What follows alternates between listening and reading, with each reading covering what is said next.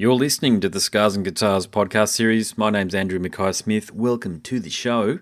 The interview subject prepared for you on this instalment is Ray McGinley.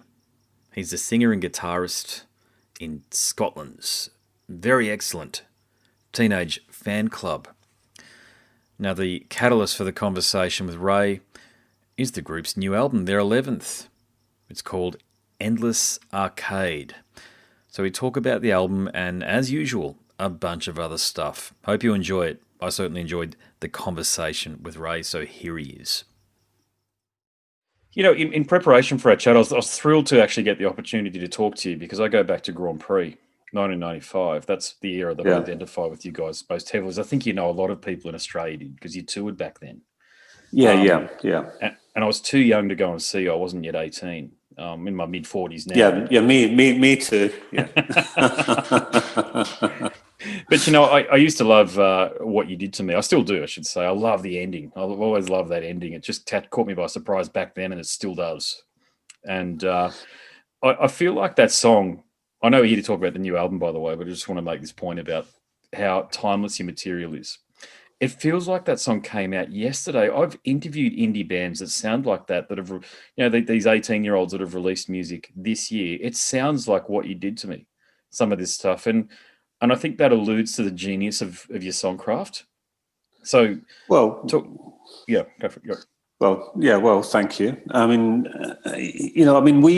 whenever we do something, and it's the same for what we did when we first started recording in 1989 or what we do now, we just kind of go in and do what we feel like doing, and we try not to think too much about we'll think about what's around us in terms of how we interact with each other and what we think about in our as people, but we don't reference the musical landscape around us in a contemporaneous way.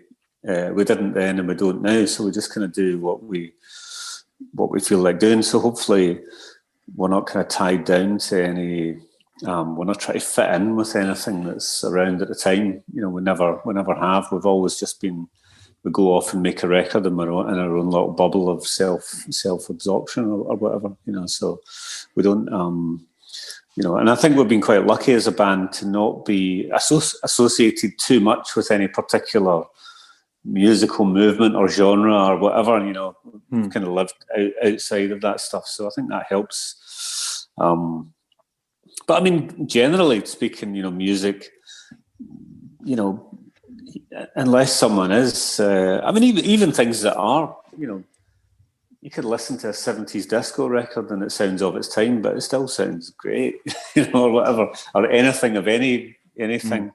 I mean, music should be applicable.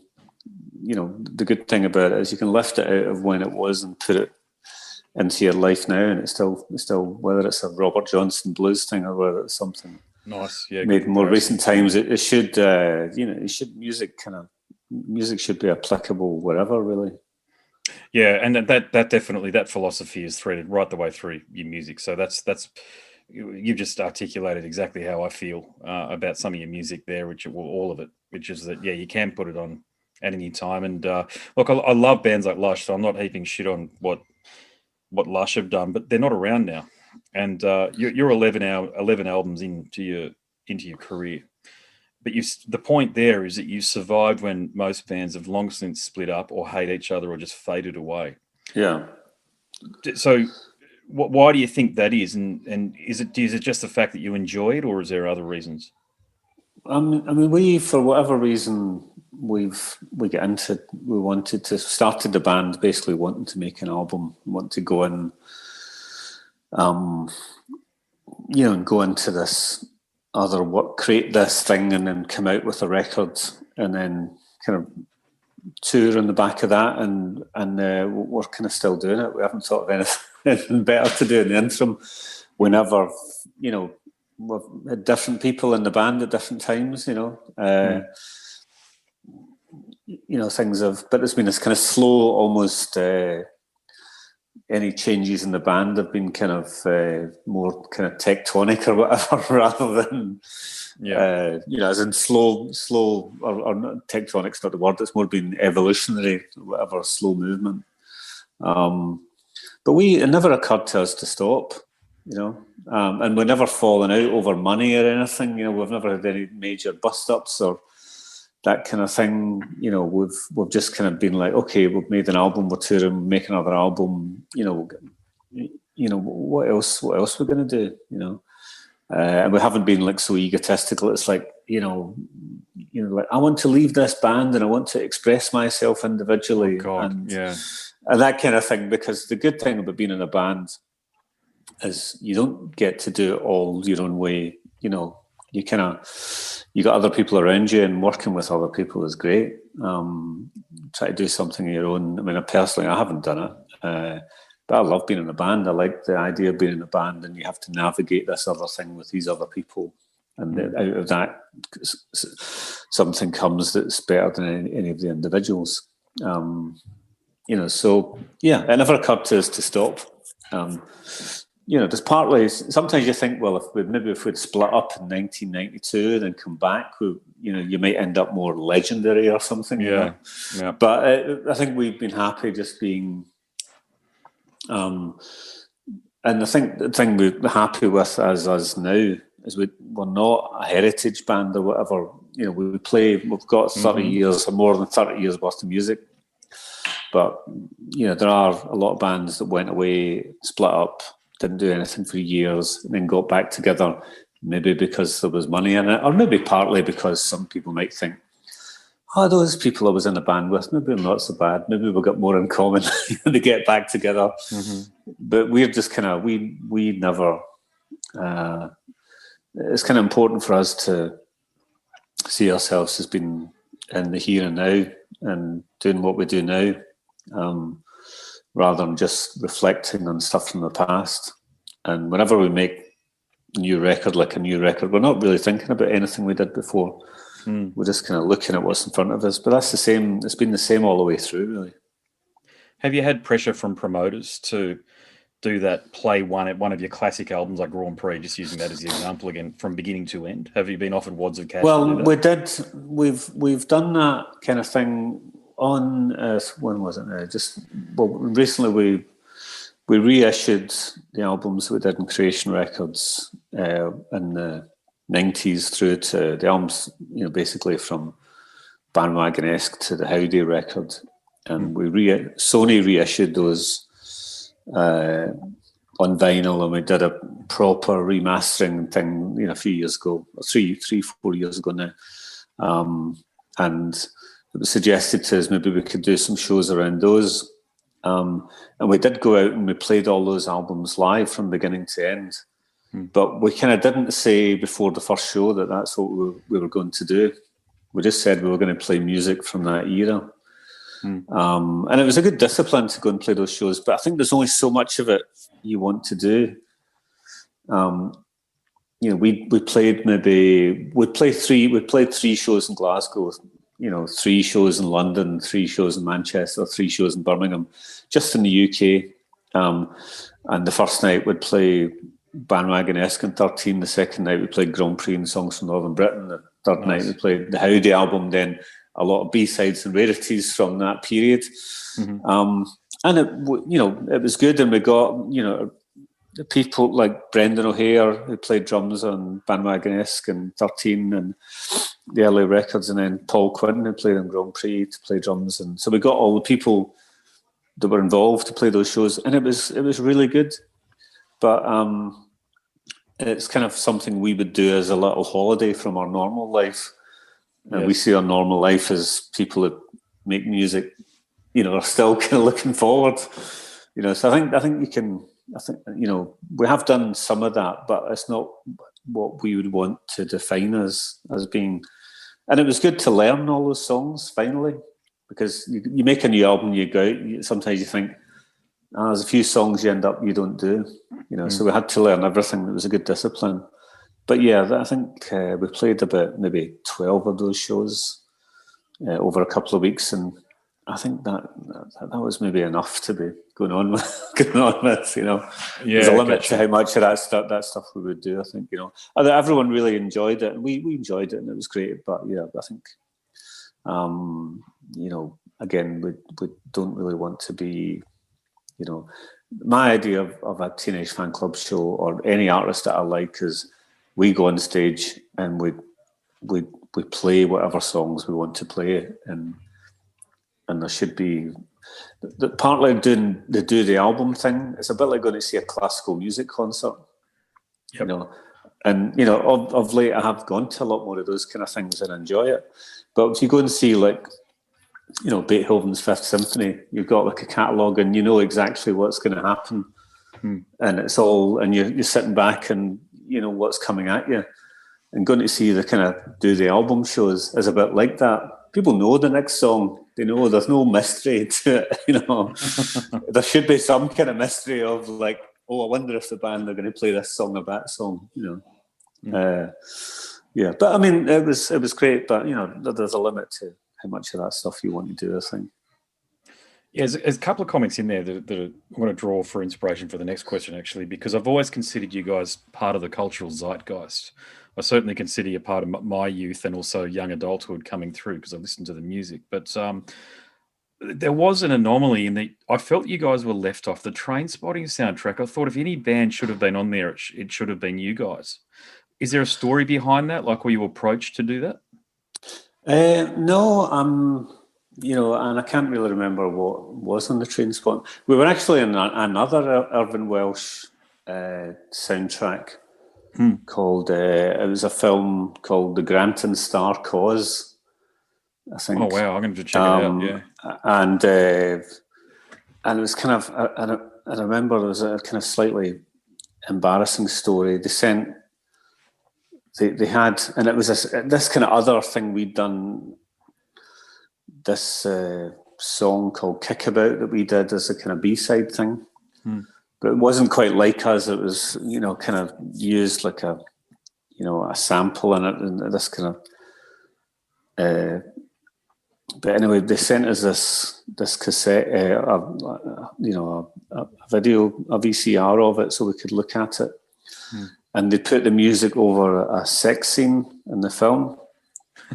And me and Norman and Jerry at the time, the three of us were watching this thing. I said, "Yeah, come and watch this thing." And we were watching this, three guys sitting in my living room watching this thing. And there was a thing at the door, and it was my elderly neighbour had just come to the door. And in order to get to the door, she had to walk past the window, and she would see these three guys sitting and watching this. Like, and I was thinking, what does she think that we do? It's like, But anyway, that's Granton Star Cause. I think that was called, and it features something of ours. But I can't remember much of it beyond that.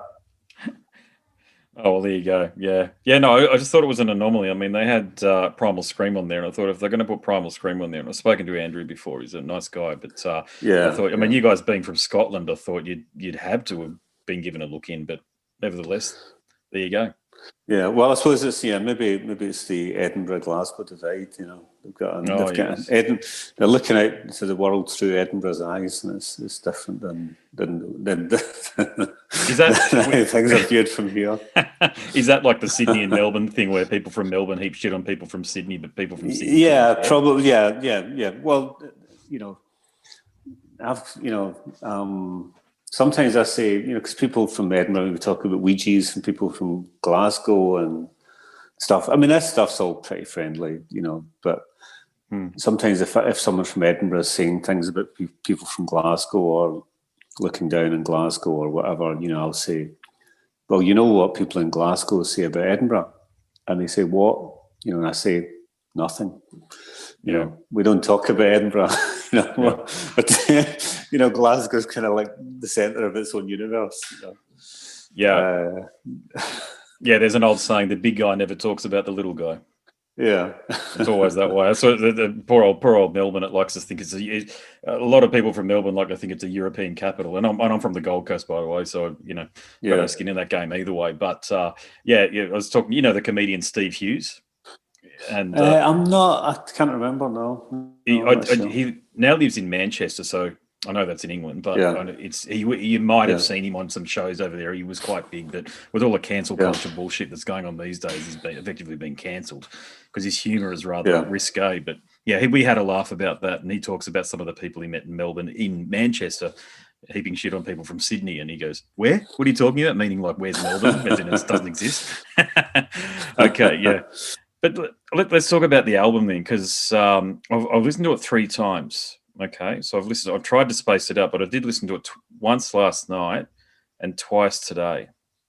Now, just to give people who are listening a like a landmark or a milestone or a landmark or an artifact or what have you, so they aren't familiar with your work, because most of the people that I interview are from the world of heavy metal. But with your music, it is quite sunny sounding at times, but it does that sunny sound that you've got, that lightness, it does subtly divert away from the dark subject matter that I feel is the band's trademark. I always feel that, to me, you're at your strongest when you've got song titles like "Everything Is Falling Apart" and "The Sun Won't Shine on Me." That's, to me, that's the Teenage Fanclub. That's it. But I also think that those songs could have been written by Brian Wilson, and they could be long lost cuts from Pet Sounds. It's got that vibe going on there. So my point is, after all of that, the new album is just continuing in this grand tradition of music that I've just described that you guys create. It's a very good one, in fact. Well, thank you. But what you've kept the course though too. So we already talked about the fact that you haven't gone away, but you kept the course and you've kept the core of the band's music intact. So how do you write music? Is it just the old thing where you're sitting at home with the acoustic guitar and sharing it via the cloud, or how do you do that? Well, we're completely old-fashioned, and for me, writing a song is, you just have to get into a self-indulgent space where you're just kind of sitting with your feet up and kind of slightly zoning out with a guitar and a cup of tea and looking at the clouds going by, or and mess around until something comes out of inside you that you think is some kind of worthwhile thing to it, and you've got all these little ideas floating about, and sometimes you dismiss something that comes out of yourself instinctively. Like you mentioned the song "Everything's Falling Apart," and I'll kind of sit and I came up with this thing, which is everything's falling apart, and you're singing this thing with a few chords, and you think, yeah, well, what's that all about? And you think, yeah, that sounds quite good, but I'll come up with something better, and then you kind of realise maybe there's something there that has some kind of worth. And you mentioned, some of these things, there is a darkness in some of our music, and historically we've thought it funny where some people would review our records and say, "Oh, here they come again, these really happy, shiny kind of people with shiny melodic music, and it's also happy." And we kind of think, well, I'm not really sure about that. And we even called an album, not our last album, the album before, "Shadows," just to kind of invite people to see, in a way, maybe view things not in this kind of, sunny kind of way, but I think if you do things that are melodic and have harmonies, people, in the same way that I suppose you mentioned the Beach Boys or whatever, the band that have music that maybe had some darkness to the songs as well. Oh, very dark. Yeah, Pet Sounds very dark. Yeah. Yeah. So we kind of, I suppose we just try to pull things out of ourselves, sometimes consciously, sometimes unconsciously, and you have to show a bit of yourself and show a bit of vulnerability. And, in the process of writing songs, you're kind of thinking about things in your life, or, your own mortality, or those kind of things. And we, those kind of areas of the subconscious that aren't necessarily part of your everyday conscious thoughts. I suppose that's kind of where we go when we're writing songs. We kind of try and pull things out of that place that somehow might have some kind of, the word resonance or whatever sounds a bit pathetic or whatever, but, something that somehow you feel will mean something to yourself, first of all. Sometimes you don't really know why, and you have to kind of build a song around it. But yeah, we try and give something of ourselves that sometimes maybe is a little uncomfortable as well. But then, ultimately that's all you got, is everyone sees the world differently. And all you can share with people, and whether this is in a song or whether it's just in conversation with people you meet or whatever, the interesting thing about people is how they see things, how they interpret or experience things, and the uniqueness of that. And that's all anyone has, really. Yeah, agreed, yeah. Now, were there any concepts or themes this time around that you deliberately explored? So before you were writing the music, you went, I'm going to write a song or two about, I don't know, just picking a subject, not that you have, but Brexit or something like that? I don't think we ever consciously think of any subject. Norman's, and I won't get into detail in Norman's songs in this album, there's kind of are more personal and talking about his relationship and things and being away from home and stuff going on in his life and stuff that are more, there's kind of subject matter there that's closer to home or whatever. But as a band, as individuals, when we go into the process of trying to write a song, we never think in advance. There's no conscious thought process of, okay, I'm going to write a song now. I will write a song about X, Y, or Z. You just kind of go into a place where you've kind of you're going to allow yourself to start thinking about writing songs, and whatever comes out is whatever comes out. But yeah, we've never, you're influenced by all the stuff that's going on around you in your life and in society or whatever, but I don't think we'd ever write a song consciously about anything. Certainly, yeah. Writing a song about Brexit, I think maybe would be. I don't know. I don't know if anyone would want to hear that. Oh, it's just these days, mate. It seems like every band seems to need to take a political stance because they either feel bullied into doing it or they choose to do it either way. But I'm grateful you guys haven't gone down that route, because I'm all for musicians talking about whatever the hell they want to talk about. It's got nothing to do with me. But music is an escape, though. It does give us a chance to, unwind. Well, I think if someone naturally wants to write about or sing about anything that they want, and even if that is overtly political, well, that's fine by me. If that's what someone feels, now if someone feels like they want to go there because they think it's the right thing to do and it's not instinctively done, then maybe it's not going to be so good. But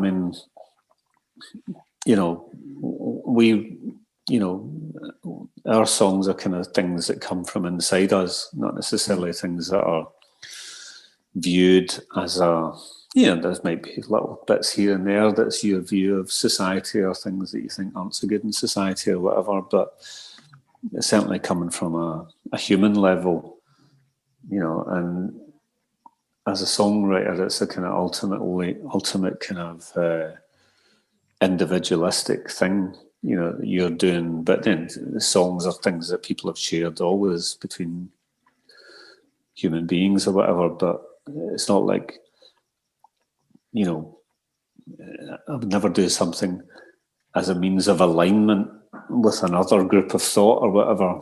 Yeah. It's like, okay, I can identify this, this thought process that exists out there in the world, and I want to align myself with it. It's not the way we work. But if other people want to work that way, that's fine. Whatever people want to do, that's, I don't think we don't make any rules for ourselves, and we certainly wouldn't want to make any rules for anyone else either. Ultimately, it depends, whether it's good or not. Yeah. And also, too, you've used the word resonate, whether it resonates. And it's also got to resonate with an audience, too, I think. And just using this one example, I hope it's an example I can use with you, but like when the Black Lives Matter stuff was taking off, how many black tiles did we see on Instagram? Whereas prior to that, we hadn't heard anything about social justice from so many of these musicians. Yet their music, to your point, has nothing to do with politics or even that, especially that type of politics, that type of so-called activism. yeah, it was like a mushroom. It just sprung up over all this stuff started to spring up overnight, and I think there's a case of there's the virtue signaling thing definitely, but there's also the I don't want to be viewed as not supporting this cause, so I'm just going to do the obligatory black, in this instance here, black tile thing. When to be honest with you, and I'm going to make my own judgment, I just don't think most people are invested enough in bands to actually want to care about what their political perspective is. I mean, I think, I suppose, and subject to that, there's a whole world of exploration you could go into in that. I mean, there is certainly maybe whatever people want to do and whoever want to express or align themselves with in the way that they choose to do it, that's fine. I mean, there are whole worlds of stuff that people, haven't. Let's say I live in Glasgow, and in Scotland, and historically, people, sometimes people in Glasgow think, "Oh, yeah, we're great. We don't have any bad things in our history, and we're really cool and all that." But I live in a city that the original wealth of which is built on slavery or whatever. No one really talks about it. Maybe it's a good thing that people start to acknowledge, things from the past that have been hitherto unexplored, and certainly in the United States of America. I can see why there's a conversation between people that certainly has needed to happen there, because, things in very recent times, it's like, say, if you go to USA, you are aware of people living separate lives, different black people and white people are, there is, maybe an unconscious separation that still exists, and, when you get into the, and I think in anything that forces people to examine their own viewpoint or their own prejudices or whatever, is good. People need to react to something and say what they want to say about it. Now, whether people are doing that, the intentions of how someone reacts to something or expresses themselves, whatever people are doing, if they're doing it just for, the reasons behind why people are reacting to something and expressing something.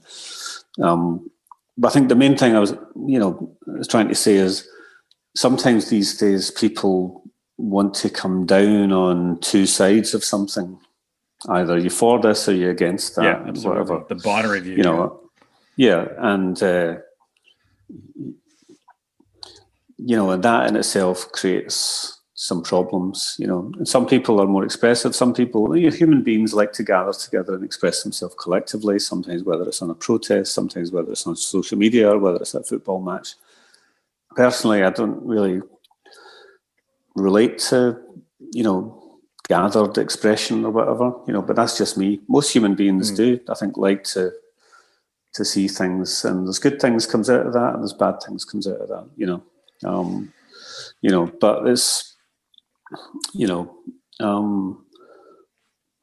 it's hard to comment on things whether people commenting on, say, whether people performatively being concerned posting, say, a black square and not doing anything else. Maybe it's a good thing,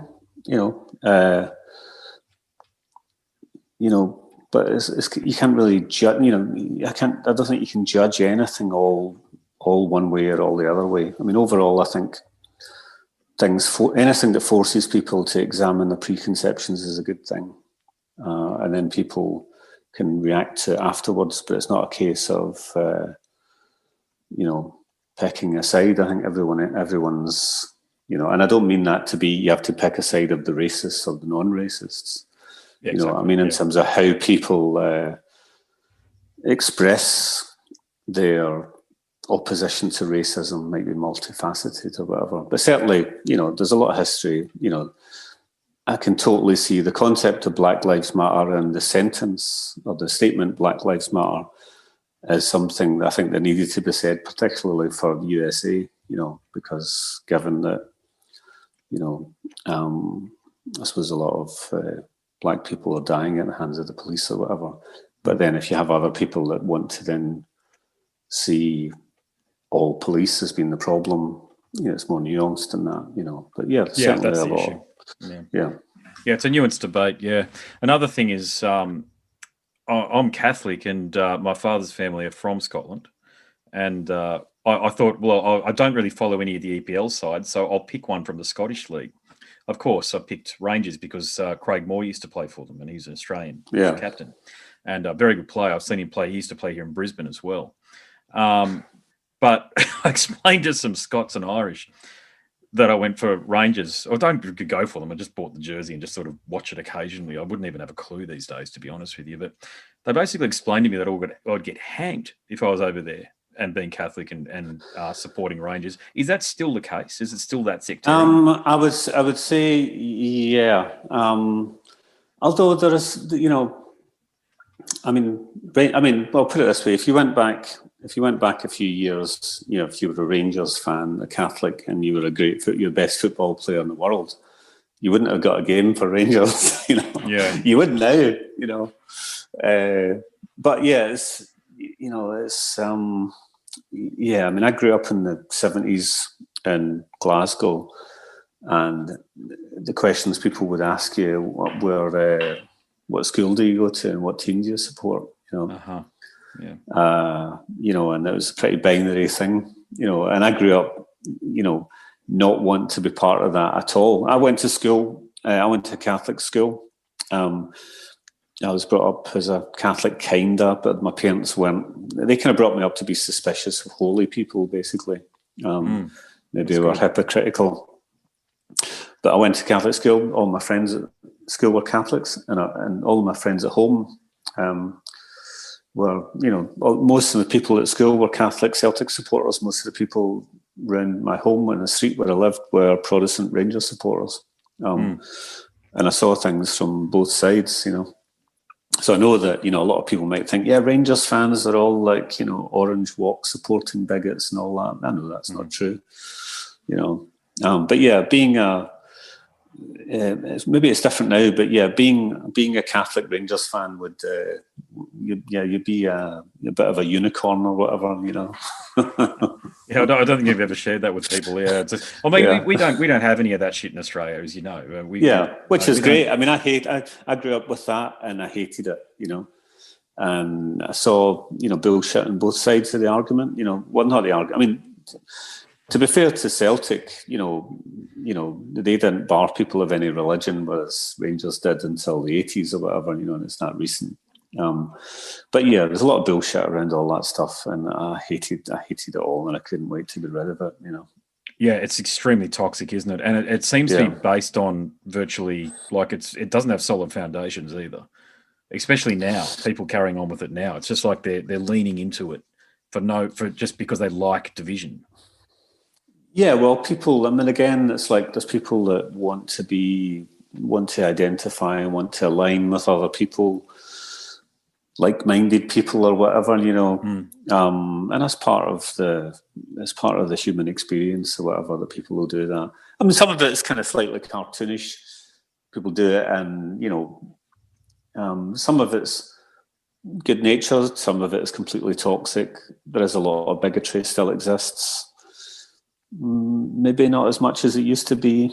I'm not entirely sure, but yeah, it's something that still is a bit of a poison in this part of the world, Yeah, I getcha. Yeah.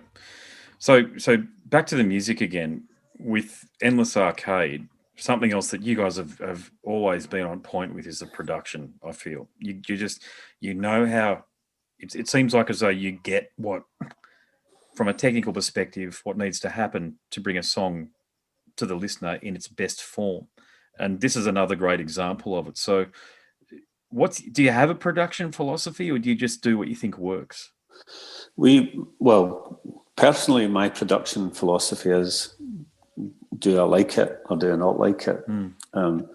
Whether that's what the drums sound like or what the guitars sound like or whatever. You know, I mean, we've been doing this for years, and you kind of, you know, you get, it's like walking down the road. You don't really think about how you're going to move one foot in front of the other or whatever. You just kind of do it. Although you had to learn how to do it at some point in your life, but you can't really remember that. So we're a bit like that with making records. We just kind of go in and set up and we do the things we do. And we don't really think about production. We just think about capturing things in a way that pleases, you know. But we're pretty passionate about all those kind of things, you know. But also, you can be naive in thinking that everything is controllable. You know, but when you got like random elements like drum kits and guitar amps and things and in a room, you end up with a sound of something that is what it is. And sometimes if you try and reverse engineer a desire onto something that exists in reality, you kind of lose what the good thing is. The good thing is being able to hear things for what they are and going with it. So we just kind of try and massage things so that the whole kind of works musically rather than trying to impose a sonic ideal on something, you know. But it's all kind of subtle. As I say, it's like walking down the road, you know. There's a lot going on, but you don't think about it, you know. Yeah, you're one of the first bands that I picked up on that you can hear each instrument as a separate unit. It all blends together beautifully, but you can actually hear what the bass is doing, for example, which doesn't usually happen with indie bands, I've got to say. It's either overbearing, like it could be in Nirvana's music, or it was just buried. It just wasn't. It was just some of this stuff doesn't even need to have bass and solid drum lines too. You've always had very good drum patterns. Well, I mean, again, these things are kind of, we just come in the studio, and it might be even there's no demo. It could be you just kind of show people the song as you're standing there with a mic, with a guide, some kind of guide vocal. It might not even have the finished words on it, you know. And then everyone starts playing, and you're like, yeah, that sounds good, or you know, or maybe that's a bit too fast, it's a bit too slow. But we like to trust each other as musicians rather than be all one person's trying to control what someone else is doing. And everyone in the band, we're all good musicians. You know, you have to trust people to do and to add things to the song, and sometimes take a song to places you didn't know it could go to, you know. Let's say there's a song we mentioned before in this album, Everything's Falling Apart. And we were recording it. Dave's playing bass, and I get back from the studio back home, and I was playing it again, and I came home, and I just kind of soloed the bass line and just listened to the bass on its own, you know. And I was thinking, God, listen to that, that's amazing, you know. Nice. Dave, he doesn't play the same thing twice in the choruses. Every single bit is different. But, you know, it's good when you can just, you know, I was thinking, God, I'm half tempted just to put the bass out on its own, you know. Nice. I love that stuff. That's fantastic, yeah. But it's just, you know, but that wasn't, you know, okay, I wrote the song, but I didn't tell Dave what to play in bass. He's just playing, it's like tight sounding in the verses, and then it gets more expansive in the choruses, but that's just part of a musician's reaction to what's happening in the room. And that's, I suppose, the good thing about bands is you get this thing that comes from the band that isn't controllable, nor should you allow it to be controlled, you know. You don't want to create an uptightness by imposing on everyone, no, I'm the genius here, you know, I need to tell everyone what to do. So we like to trust each other as musicians and let everyone take it somewhere take things to a better place, you know. And there's a lot on this, the new record, there's lots of things like that, whether it's Francis playing the drums, little keyboard melody, counter melody lines. Eros has come up on the, you know, on the keyboard, or a lot of Dave's bass playing, I think, is really great on this record. And it's all kind of done. Some of it's maybe done in a couple of takes, and it's not really, there's no discussion going into it. We just kind of start playing and look at each other, and that's what comes out. Yeah, I've been a part of a few of those sessions where you've got the so-called, boy genius who's, I'm a musician too, and being a bassist and a guitarist, but especially with the bass, you're in the studio and you do the recording, and then you listen back to the finished product, and they've totally replaced what you've done or cut and pasted it using Pro Tools, and it loses that feel, it loses the vibe that you've so eloquently described there, Dave, your bass player having, but that's why you guys have been around so long, because you've learned to trust each other. And I think that's part of the ingredient of success. Yeah. And I think as a band should be a band. A band should be about the different people expressing themselves. It shouldn't be about, just some people, I'm sure, there must be bands where people just do what they're told or whatever, or have all their stuff tightened up in Pro Tools, to, because a lot of, the subtleties of timing, you start to mess with some of those things, and it all goes horribly wrong quite quickly.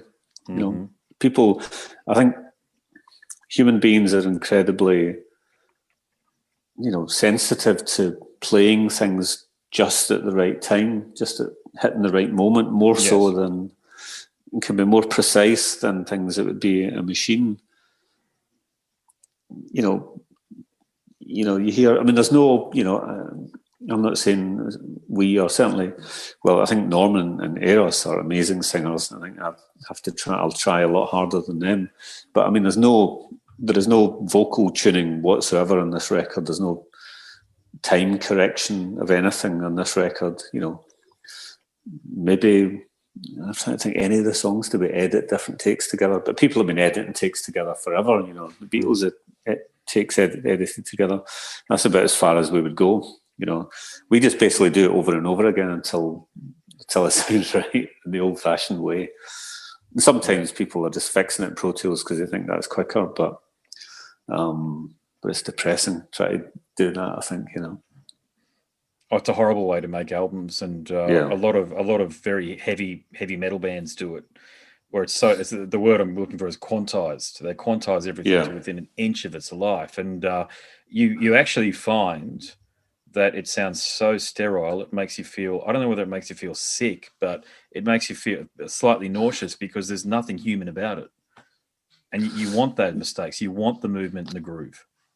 Yeah, even say music like Kraftwerk seems really soulful to me, because it's done so elegantly, and there's not much going on in those records by way. I think you can have, but sometimes I think when you take what is allegedly human performance and try and mechanize it, it turns into this other thing, and different people like different things, but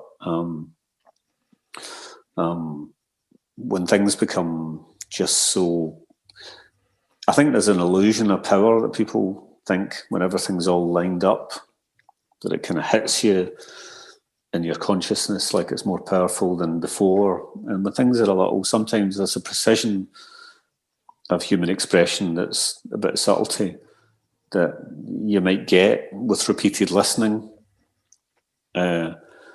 And when you just line it all up, it sounds like it's more impressive, but you maybe listen to it a couple of times and you don't want to listen to it again because it doesn't do anything for you, But again, different, I think people make records all different kind of ways. And if it sounds good at the end, that's fine, and people make mechanistic sounding records. That's great as long as they're good sounding mechanistic records, but if you're trying to make a record that is trying to create an illusion of a really tight band, I think it's better to be honest about if you're making a mechanistic sounding record rather than making it as an illusion. But again, I wouldn't want to be like anyone. People, anyone can make records any kind of way. So there's no right and wrong way to do it. It just depends whether people get something out of it at the end. Yeah, to your point too, there's this strange thing with humans where we want to appear to be perfect. We all sort of have that high value. We place a lot of value in like saving face, and whether you're an Iron Maiden fan or otherwise, they had a couple of albums in the early '90s where they went and did a bunch of dubs over the top. It's only starting to just quietly sort of come out now that they did that. When, man, the fans would have just loved to have heard the band, warts and all, as they were performing music at the time. It was just before Bruce left, and as I say, they went and did a bunch of overdubs and stuff, and there's no point. You know, Kiss are famous for it, of course. Their so-called live albums are very far from live, but they present that. They present that thing, and I mean, they're still great albums. I'm not knocking the albums. I'm just saying that there's that tendency for us to want to release music, because that's what we're talking about here, music that has no blemishes. Whereas I sort of think, no, release it warts and all. It's the same thing with podcasts, the whole thing. Just if you've made a mistake, so be it. Or if you've expressed an opinion badly, so what? You're still exploring ideas. I think music is the same. It's just about an exploration of ideas. Yeah, I mean, everyone, I mean, making a record is if you're passionate about it, you want to get it right. And most of the good records have been made. You don't just do it once and think, yeah, that's fine, or whatever. You're trying to get somewhere, but sometimes you get there and then you start moving away from it again. And I think it's about knowing when you've got what you wanted or what you thought you wanted before you started. Sometimes you get into the process and you just kind of lose your mind in the middle of it and you forgot what it is you're trying to do. As long as you get what you want, that's fine. And you maintain some perspective and whatever it takes to get there is fine. I don't know if I read something like, say, certainly the Beatles did loads of takes of things. I don't know if in the White Album, like Paul McCartney's solo performance of Blackbird, I don't know if there were like 50 or 60 takes of that or something. Oh, wow. Okay. But you're trying to get something that has what you want. And if it takes that, that's fine. If you get it in the first take, well, that's fine as well. But sometimes people are trying to achieve something that is some kind of myth of what a good record is, and it's not about achieving perfection. It's about achieving something that might have some kind of emotional power or something, But anyone who makes records, everyone's guilty of losing the plot sometimes. It's part of the process. Well, you guys haven't had a misstep though, not in my opinion. Well, I mean, I think we've been happy by the time we've got things out. I mean, sometimes you do something, you do a vocal, and then you listen back and you think, oh no, I can do that better, and then you do it again. Then sometimes you think, oh no, what I had was fine. But ultimately, you put a record out, and it is what it is. You get it to be where you want it to be, as good as you can do it, and then you finish, and then you move on, and you make another one. Whether we've had any I think missteps is doing something that isn't right, but you put it out anyway, and we haven't done that. Well, you haven't got a hip hop album or a dirty electro album or any. I mean, some artists do. No, well, wait. Yeah, I mean, we made a record with De La Soul, which is great. And that was a real privilege to work with people like them. That was on the Judgment Night soundtrack, wasn't it? Yeah. I remembered that. Great, yeah, good track. But that was a good track, though. That was an awesome. Yeah, and we loved working with those guys who were great. That was a real privilege to be able to work with people of their caliber and to see how they work, how they put things together, and it was great. But I mean, if in our past we'd felt like making a hip hop album, as long as it was a half decent one, well, people can do what they want, But I think it's our kind of only rule or whatever is we don't. If something feels instinctively wrong to us, then it is wrong, and we don't do things if it feels wrong. We do things if it feels right, it's right, and if you only do what feels right to you, then it's not a mistake. A mistake is only doing something that doesn't feel right. And look, I know album sales, the charts, in other words, are hardly a barometer of success and popularity in 2021. But your last album did peak at number 10 in the UK charts. And prior to that, your highest chart position in the UK, I think, was Grand Prix, which went to number 7. But this album here, I think, is going to do very well as well. So, do you feel as though the band is, when I say more popular than ever, I think you know what I'm saying. Do you feel like as though you've reached that point where yeah, you're doing it. You're a household name in some circles. Well, we're just in our bubble doing what we want to do, and then we take it out into the world, And in a way, when we make a record, we just kind of go away to nowhere and do it, and then come back out again. And we hope that people like it, or we can go and play shows. But we also think there's no reason why you can't be just as vital now as you were years ago. And we'd look to people like way down into their career doing stuff that people are perceiving as being as good as anything they did. I think of people like, say, Nick Cave and the Bad Seeds or whatever. They're more popular than they've ever been, and making records in the here and now and being expressive. And they're way bigger now than they were, to my mind, even 10 or 15 years ago or something, And there's no reason why people can't be, and again, they are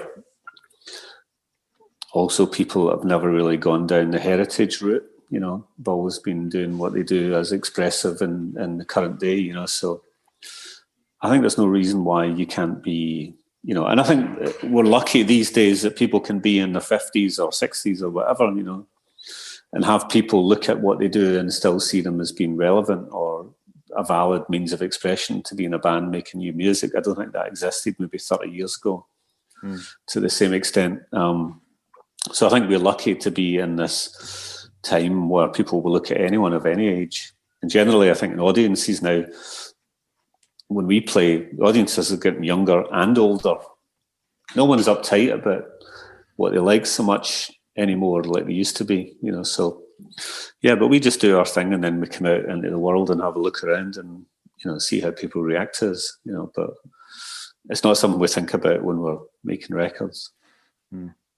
Yeah. Again, I like that you said you're in your own world, or paraphrasing you there, and just doing your own thing. And I think if you're chasing success, it's like that elusive thing. You keep on pushing it further and further back, especially with music. Otherwise, everybody would just do what makes them successful. But there is no formula. You can only be yourself. Yeah, definitely. I'll make this my final question for you then. Australia.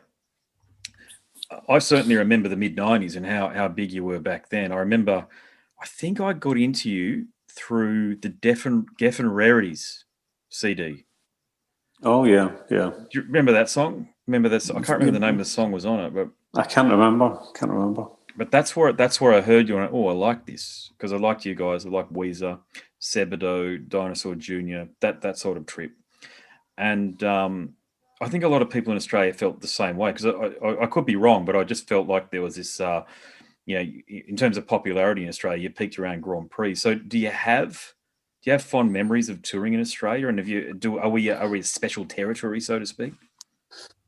Yeah, I mean, this was the first time we came to Australia. We did the big day out. And I think that was 94, I think. And that was, I suppose, a great introduction to being, and I think we were on, I suppose it was funny being on tour with, and, forgive me if I get the people who were on the tour. Yeah, it was Ministry. But I think the Ramones might have been doing it, and Bjork or whatever, and being checking into the same hotel with all those people. I mean, and that was great. I mean, it was a bit, it seemed really hot for us, kind of ultra pale skinned Northern Europeans. It was a bit of a culture shock, but we loved it. We had a great time. We've always had a good time. So did you say, are you in Brisbane? Yeah. Did you say you were in Brisbane? Yeah. And of course, there's lots of good music's come out of Australia, and been, certainly the Go-Betweens and stuff have always been an influence on us. And we toured together with the Go-Betweens and stuff. And it's a shame, Grant's no longer with us and things, but we still see, we still see Robert, So yeah, I mean, we hope. The last time we were in Australia, me and Norman were really ill, and we came down with some flu, horrible thing, and we managed to get through the shows, but we felt a bit like, we hope people weren't thinking, why are those guys in such a state? But we did our best and we got through the shows, but we're looking forward to coming back, hopefully, in full health, at some point, but who knows when that's going to be, Oh God, yeah. But we always, and I suppose as well, there's something interesting for us in the experience of touring Australia and seeing the culture of each city individually. There's something unique about that experience of being different places and just kind of flying from one place to another place, but we've always had a good time, generally speaking, in Australia, and hopefully we can get back, at some point. Hopefully we can get back anywhere. Even hopefully we can play a concert in Glasgow somewhere else, and never mind the other side of the world. Yeah, well, there's a travel bubble has opened up between us and New Zealand because there's literally 1 million Kiwis living in Australia these days, so that probably had to happen. But I think, fingers crossed that we've seen the worst of the lockdowns and the vaccine rollouts and the like and rapid testing. I still can't understand why they didn't introduce rapid testing facilities outside of gigs to ensure that people like bands like yourselves could play. That seemed like the most obvious thing to do, but governments anywhere just didn't do it. A lot of it, any of it, I don't think. But there was certainly a technology that was there and was available because we need live music, man. As you know, you see how happy you make people when you play. I mean, that's the highlight of their month and potentially even year a lot of the time. I mean, people who like music love live music, and musicians love to play. It's a simple thing, people like getting together in groups with other people and doing things, hopefully having a beer and listening to some guitars. Yeah. Well, thanks for the chat, Ray. It's been fantastic. Okay. Congratulations on everything, and I sincerely hope, fingers crossed, that we see you guys down here sooner rather than later. Yeah, well, thank you. It was good to chat. No worries. All right, cheers. All right, good luck with everything. Cheers, mate. Bye. Gotcha. You have been listening to the Scars and Guitars podcast series. My name's Andrew Mackay-Smith, and that interview featured the one and only Ray McGinley, who is the guitarist and singer in Scotland's very excellent Teenage Fanclub. Thanks for tuning in.